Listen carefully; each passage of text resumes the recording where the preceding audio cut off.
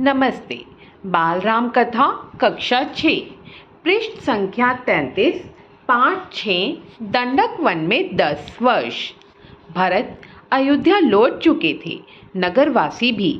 सेना धूल उड़ाती हुई वापस जा चुकी थी। कोलाहल थम गया था।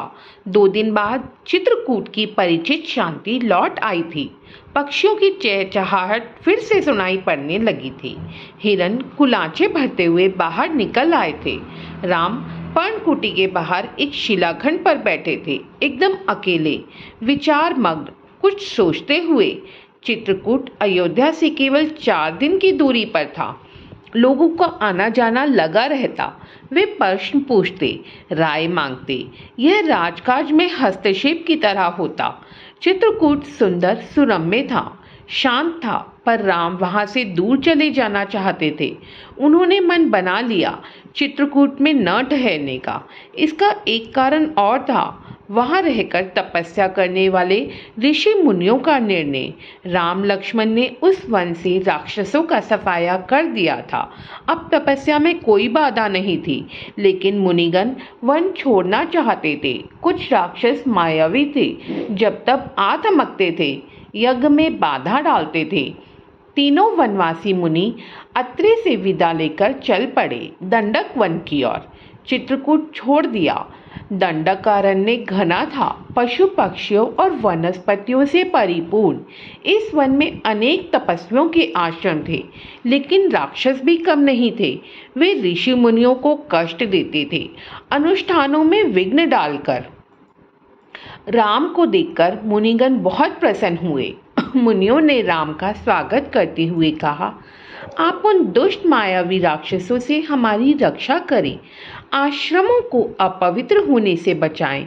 सीता दैत्यों के संहार के संबंध में दूसरी तरह सोच रही थी। वे चाहती थी कि राम अकारण राक्षसों का वध ना करे, उन्हें ना मारे, जिन्होंने उनका कोई अहित नहीं किया है। राम ने उन्हें समझाया, सीते, राक्षसों का विनाश ही उचित है। वे मायावी हैं, मनुष्यों को कष्ट पहुंचाते हैं, इसलिए मैंने ऋषियों की रक्षा की प्रतिज्ञा की है। राम, लक्ष्मण और सीता दंडक अरण्य में 10 वर्ष रहे। स्थान और आश्रम बदलते हुए वे शरभंग मुनि के आश्रम पहुंचे। आश्रम में बहुत कम तपस्वी बचे थे, सभी निराश थे। उन्होंने राम को हड्डियों का ढेर दिखाकर कहा, राजकुमार, ये ऋषियों के कंकाल हैं, जिन्हें राक्षसों ने मार डाला। अब यहाँ रहना असंभव है। सुतीक्ष्ण मुनि ने भी राम को राक्षसों के अत्याचार की कहानी सुनाई। मुनि ने ही राम को अगस्त्य ऋषि से भेंट करने की सलाह दी। विंध्याचल पार करने वाले वह पहले ऋषि थे। मुनि ने राम को गोदावरी नदी के तट पर जाने को कहा। उस स्थान का नाम पंचवटी था।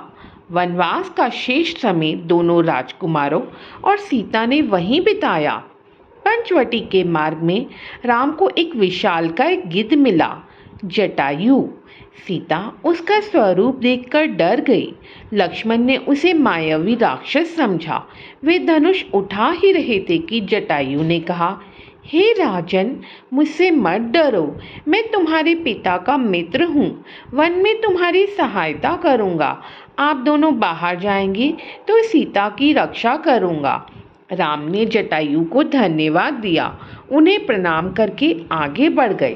पंचवटी में लक्ष्मण ने बहुत सुंदर कुटिया बनाई, मिट्टी की दीवारें खड़ी की, बांस के खंभे लगाए, कुश और पत्तों से छप्पर डाला। कुटिया ने उस मनोरम पंचवटी को और सुंदर बना दिया। कुटी के आसपास पुष्प लताएं थी, हिरन घूमते थे, मोर नाचते थे। इस बीच राम राक्षसों का निरंतर संहार करते रहे। वे जब भी आश्रमों पर आक्रमण करते, राम लक्ष्मण उन्हें मार देते। उन्होंने सीता को पकड़ लेने वाले राक्षस विराट को मारा। वन से राक्षसों का अस्तित्व लगभग मिटा दिया। तपस्वी शांति से तप करने लगे। एक दिन राम, लक्ष्मण और सीता कुटी के बाहर बैठे हुए थे, लता कुंजों को निहारते, उनके सौंदर्य पर मुग्ध होते। तभी लंका के राजा रावण की बहन शूर्पणखा वहां आई। राम को देखकर वह उन पर मोहित हो गई। उसने स्वयं को पानी में देखा, विकृत चेहरा, मुंह पर झुर्रियां। वह बूढ़ी थी पर राम के मोह में आसक्त, उन्हें पाना चाहती थी। उसने माया से सुंदर स्त्री का रूप बना लिया। शूर्पणखा राम के पास गई, उनसे बोली, हे रूपराज, मैं तुम्हें नहीं जानती पर तुमसे विवाह करना चाहती हूँ। तुम मेरी इच्छा पूरी करो, मुझे अपनी पत्नी स्वीकार करो। राम ने मुस्कुराकर लक्ष्मण की ओर देखा, अपना परिचय दिया, सीता की ओर संकेत करते हुए कहा, ये मेरी पत्नी है, मेरा विवाह हो चुका है। राम शूर्पणखा को पहचान गए थे, फिर भी उन्होंने उसका परिचय पूछा। शूर्पणखा ने झूठ नहीं बोला, सच सच बताया कि वह रावण और कुंभकर्ण की बहन है और अविवाहित है। राम के मना करने के बाद वह लक्ष्मण के पास गई। लक्ष्मण ने कहा, मेरे पास आने से तुम्हें कुछ नहीं मिलेगा देवी, मैं तो राम का दास हूँ, मुझसे विवाह करके तुम दासी बन जाओगी। लक्ष्मण ने शूर्पणखा को पुनः राम के पास भेज दिया। दोनों भाइयों के लिए यह खेल हो गया। शूर्पणखा उनके बीच भागती रही। क्रोध में आकर उसने सीता पर झपट्टा मारा। सोचा कि राम इसी के कारण विवाह नहीं कर रहे हैं। लक्ष्मण तत्काल उठ खड़े हुए, तलवार खींची और उसके नाक कान काट लिए। खून से लथपथ शूर्पणखा वहां से रोती बिलखती भागी अपने भाई खर और दूषण के पास। वे उसके सौतेले भाई थे, उसी वन में रहते थे। शूर्पणखा की दशा देखकर खर दूषण के क्रोध की सीमा न रही। उन्होंने तत्काल 14 राक्षस भेजे। शूर्पणखा उनके साथ गई। राम जानते थे कि राक्षस बदला लेने अवश्य आएंगे। वे तैयार थे। सीता को उन्होंने सुरक्षित स्थान पर भेज दिया, लक्ष्मण के साथ। राक्षस राम के सामने नहीं टिक सके। देखते ही देखते उन्होंने सबको ढेर कर दिया। शूर्पणखा ने एक पेड़ के पीछे से यह दृश्य देखा। राम के पराक्रम से वह चकित थी। उसका मोह और बढ़ गया था, साथ ही क्रोध भी बढ़ा। वह फुफकारती हुई खरदूषण के पास लौटी। इस बार खरदूषण राक्षसों की पूरी सेना के साथ चले। खर ने देखा कि आसमान काला पड़ गया। घोड़े स्वयं धरती पर गिरकर मर गए। आकाश में गिद्ध मंडराने लगे। ये अमंगल के संकेत थे, पर वह रुका नहीं, आगे बढ़ता गया। घमासान युद्ध हुआ। अंत में विजय राम की हुई। खरदूषण सहित उनकी सेना धराशायी हो गई।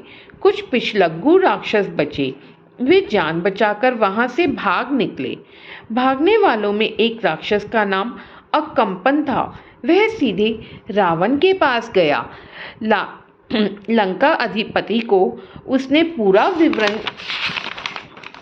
पूरा विवरण बताया। अकंपन ने कहा, राम कुशल योद्धा हैं, उनके पास विलक्षण शक्तियां हैं, उन्हें कोई नहीं मार सकता। इसका एक ही उपाय है, सीता का अपहरण। इससे उनके प्राण स्वयं ही निकल जाएंगे। रावण सीता हरण के लिए तैयार हो गया। वह महल से चला। रास्ते में उसकी भेंट मारीच से हुई, ताड़का के पुत्र से। ताड़का का वध राम ने पहले ही कर दिया था।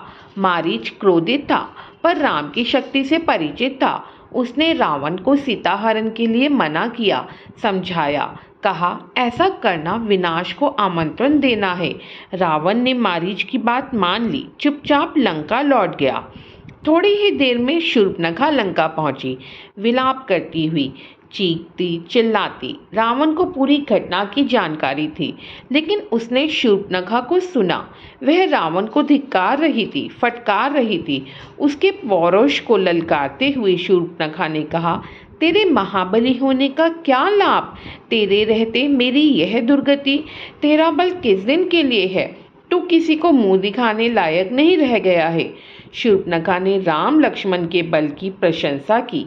सीता को अति सुंदरी बताया, कहा कि उसे लंका के राजमहल में होना चाहिए।